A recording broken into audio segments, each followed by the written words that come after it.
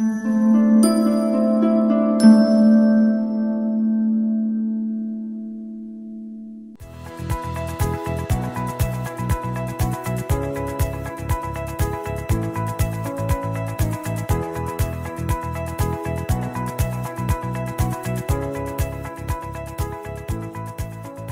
कहानी अमेरिका में ही पूरी हो सकती थी और कहीं नहीं। मैं चांदी का चम्मच लेकर पैदा नहीं हुआ था, बल्कि मेरा जन्म एक मिडिल क्लास के गरीब परिवार में हुआ था। मेरे अंदर हमेशा से कुछ खास करने की इच्छा थी और इसके लिए रिस्क उठाने की हिम्मत भी। मैं एक एंटरप्रेन्योर यानी उद्यमी बनना चाहता था और खुद को ऐसे स्मार्ट लोगों से घिरा हुआ रखना चाहता था जो मेरे सपनों और मेरे मूल्यों को समझ सकें। मेरा हमेशा ये विश्वास रहा है, अगर आप कड़ी मेहनत करते हैं और आपका लक्ष्य ऊंचा है तो कामयाबी आपको मिल सकती है।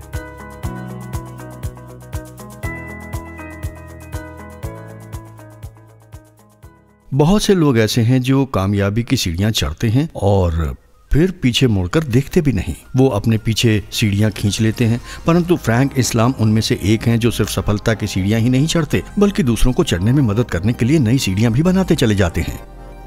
फ्रैंक सचमुच लोगों को कुछ देना चाहते हैं। उनका विश्वास है कि यही उन्हें करना भी चाहिए। जिन्हें बहुत कुछ मिलता है उन्हें बहुत सी उम्मीदें भी होती हैं। ये फ्रैंक का पसंदीदा कोटेशन है और वह उसमें पूरा विश्वास रखते हैं।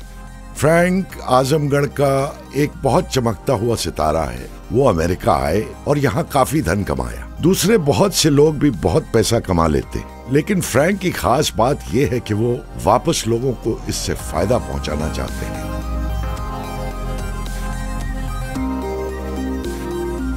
कोई भी मानवता का, लोगों का, हर अकीदे, हर धर्म, हर जाति का इतना बड़ा सेवक नहीं हो सकता जितना कि फ्रैंक इस्लाम हैं।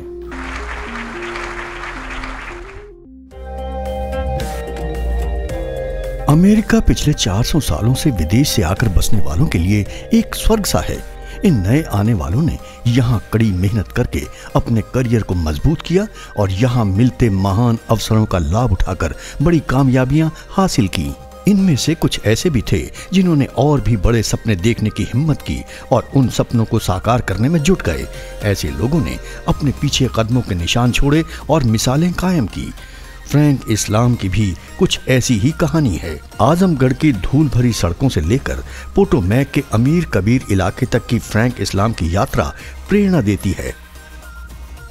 फ्रैंक इस्लाम की यात्रा के 3 खास हिस्से या फेज हैं: developing phase, doing phase, giving back phase. उनकी यात्रा आजमगढ़ से शुरू हुई। फ्रैंक इस्लाम का जन्म उत्तर प्रदेश राज्य के आजमगढ़ जिले के एक छोटी से गांव कौराधानी में हुआ। उनके बचपन के कुछ साल कौराधानी में ही बसर हुए। वो एक बहुत ही रिमोट एरिया था, वहां तक सड़क भी नहीं थी। पिता की ओर से हमारा दादीहाल एक खाता पीता घराना था। पिता ने ज्यादा तालीम हासिल नहीं की, सिर्फ हाई स्कूल तक पढ़ाई कर उन्होंने छोड़ दिया और आगे पढ़ाई नहीं की। उनके स्कूल में टेबल कुर्सी भी नहीं थी। टीचर और बच्चे जमीन पर ही बैठते थे। इस्लाम ने गांव के एक स्कूल से पढ़ाई शुरू की। उनके एलिमेंट्री स्कूल पास करने के बाद इस्लाम का परिवार बनारस शिफ्ट हो गया। वहां उन्हें अच्छे स्कूल में दाखिला लेने का मौका मिला। फिर अफसोसनाक हादसा हुआ। आसमान से गिरने वाली बिजली के झटके लगने से उनके पिता बीमार पड़ गए। शुरू से ही इस्लाम को यह लग गया था कि उन्हें सिर्फ अपनी ही नहीं बल्कि पूरे परिवार की तकदीर बनानी है और अपनी माँ तथा बीमार पिता का ख्याल रखना है। मेरे पिता ने इस बात को बहुत शिद्दत से समझा था कि तालीम ही कामयाबी की चाबी है। उनका विश्वास था कि तालीम एक ऐसा तोहफा है जो लगातार कुछ देता ही रहता है, लेता नहीं। तालीम ही एक ऐसी ताकत है जो हमारे जैसे गरीब परिवारों को दूसरों के बराबर करती है और गरीबी से बाहर लाती है। हाई स्कूल पास करने के बाद इस्लाम ने अलीगढ़ मुस्लिम यूनिवर्सिटी में दाखिला ले लिया, जो हिंदुस्तान के महत्वपूर्ण और पुराने तालीमी इदारों में से एक है। ये उनके जीवन का एक बहुत ही अहम हिस्सा था। अलीगढ़ ने इस्लाम की शख्सियत निखारने में बहुत ही अहम रोल अदा किया। जब वो बनारस से अलीगढ़ गए, उन्हें हमेशा से पता था कि उन्हें अलीगढ़ ही जाना है। यहाँ एक कहावत है कि लोग अलीगढ़ आते हैं फिर छोड़ देते हैं, पर अलीगढ़ उन्हें कभी नहीं छोड़ता है।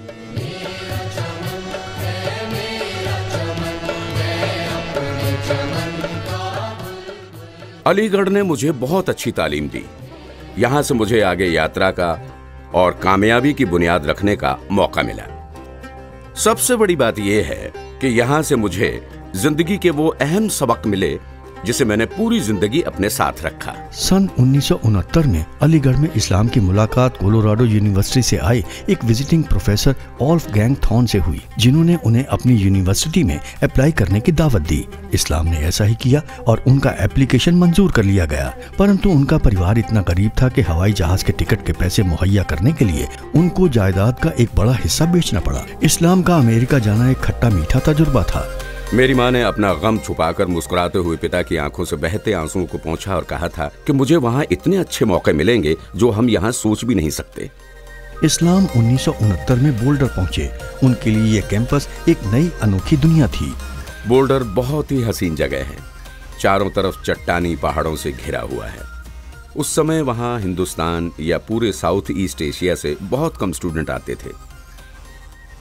बोल्डर उस समय 60वीं या 70वीं दहाई में बहुत अच्छी जगह थी, जहां फॉरेन स्टूडेंट्स का खुले दिल से स्वागत किया जाता था और उन्हें पसंद किया जाता था। वहां का तालीमी माहौल भी बहुत ही अच्छा था। कोलोराडो यूनिवर्सिटी में मुझे कभी ये एहसास भी नहीं हुआ कि मैं एक फॉरेनर हूँ।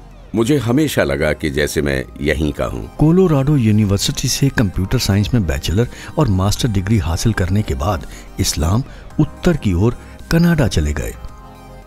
मैं कोलोराडो से कनाडा ओंटारियो की मैकमेस्टर यूनिवर्सिटी में पीएचडी करने के लिए चला गया। जल्द ही उन्हें एक आईटी फर्म में नौकरी मिल गई। इस फर्म में ही उनकी मुलाकात उनकी होने वाली पत्नी डेबी ड्राइसमैन से हुई। जब हम मिले थे उस समय हम दोनों लेवल प्रोग्रामर थे। उनसे बात करना आसान था। खाली समय में हमारा ग्रुप इकट्ठा होता था और हम इधर उधर की बातें करते थे। कुछ समय के बाद हम दोनों ज्यादा करीब आ गए और ज्यादा देर तक बातें करने लगे। हम दोनों का पैशन था कंप्यूटर साइंस। उसने मुझे बहुत कुछ सिखाया, जैसे असेंबली प्रोग्रामिंग। उसे प्रोग्रामिंग की मुझसे ज्यादा नॉलेज थी। फ्रैंक इस्लाम और डेबी सही मानों में एक अंतर्राष्ट्रीय नागरिक हैं। वो लोगों को एक दूसरे के करीब लाने के लिए कड़ी मेहनत कर रहे हैं। उनका लक्ष्य है अकीदे, धर्म, जाति इत्यादि के भेदों को मिटाना और लोगों को आपस में जोड़ना। 1977 में वो दोनों कनाडा से पीटर्सबर्ग चले गए, जहां उन्होंने नई नौकरी ज्वाइन कर ली। फिर उन्होंने शादी कर ली।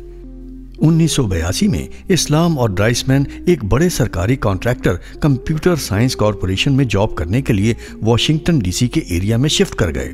वहां से इस्लाम 1983 में रेथन चले गए, जो एक दूसरा महत्वपूर्ण सरकारी कॉन्ट्रैक्टर था। यहीं प्रोग्राम मैनेजर की जॉब करते हुए डॉक्टर इस्लाम अपना खुद का बिजनेस शुरू करने का सपना सजोने लगे। सन 1994 में उन्हें ये मौका भी मिला, जब एक छोटी सी कंपनी QSS बिक्री के लिए तैयार थी। इस्लाम ने इस कंपनी को $40,000 में खरीद लिया। अपनी यात्रा का डेवलपिंग फेज खत्म करके वो डूइंग फेज के लिए तैयार थे, लेकिन शुरू के 2 साल आसान नहीं थे। कोलोराडो यूनिवर्सिटी ने मुझे एक एंटरप्रेन्योर बनने के लिए बुनियादी ढांचा दिया। यहाँ तालीम हासिल करने के बाद विभिन्न IT कंपनियों के लिए काम करते हुए बिजनेस की वास्तविक सीख और तजुर्बा हासिल हुआ। शुरू के 2 साल जंग के थे, स्ट्रगल के और कुर्बानी के। हमने अपना घर गिरवी रख दिया था। सच तो यह है कि हमें ये दोबारा गिरवी रखना पड़ा ताकि बिजनेस के लिए नेशनल बैंक से आवश्यक लोन ले सकूं। उस समय मेरी कंपनी के ऑफिस में ढंग से कुर्सी टेबल भी नहीं थे और ना ही कोई कॉन्फ्रेंस रूम। शायद 1.5 साल बाद वो अपनी पूरी सैलरी उठा सके। वो उस समय औसतन 14 से 16 घंटे काम करते थे। उन्होंने अपनी पूरी ऊर्जा इस बिजनेस को खड़ा करने में लगा दी थी।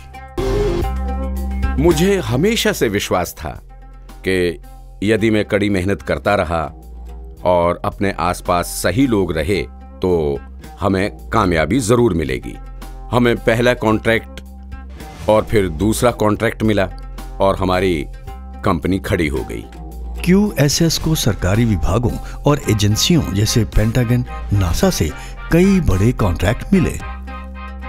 सन 1994 में पहले साल हमने $2000 का बिजनेस किया, 1995 में $2 मिलियन का, 1996 में अगर मुझे सही याद है तो करीब $27 मिलियन का, और सन 2002 में हमारी कुल रेवेन्यू अर्निंग $175 मिलियन से ऊपर हो गई थी। मैंने कड़ी मेहनत की और पेरोल के लक्ष्य को पूरा करना सुनिश्चित कर लिया था। इस बात को पक्का कर लिया कि कर्मचारियों को समय पर तनख्वाह मिल सके और साथ ही बिजनेस भी आगे बढ़ता रहे। हमारे यहाँ मैनेजमेंट की बहुत टैलेंटेड लोगों की टीम थी जो मेरी सोच और मेरे मूल्यों को समझते थे।